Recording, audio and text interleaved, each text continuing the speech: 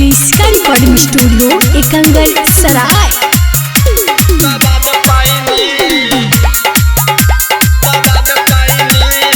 Presented by Kriska films. जहिया से गेनी ससुरवा के छौड़ी एको बेर न हमारा याद कैनी।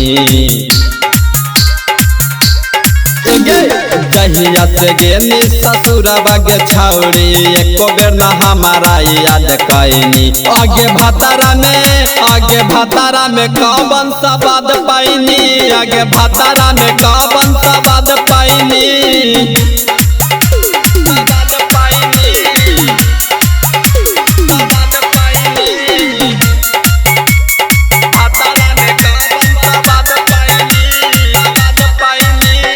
कहानी कहियो हम छोड़ा न तोरा, आज कहे सुतो ही भतारा के कोरा।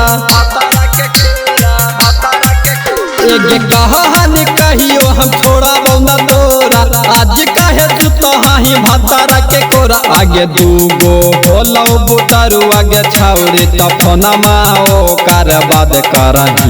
आगे भतारा में कौन सवाद पाइनी, आगे भतारा में कौन सवाद पाइनी।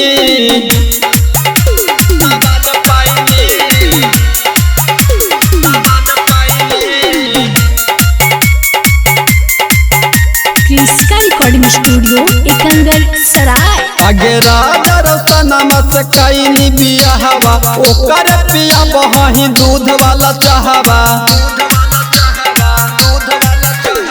राजा रसनमा से कैनी बियाहवा, ओकर पिया बही दूध वाला चाहवा।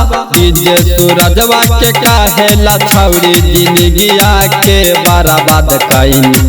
आगे भतारा में कौन सवाद पाइनी, आगे भतारा में कौन सवाद पाइनी।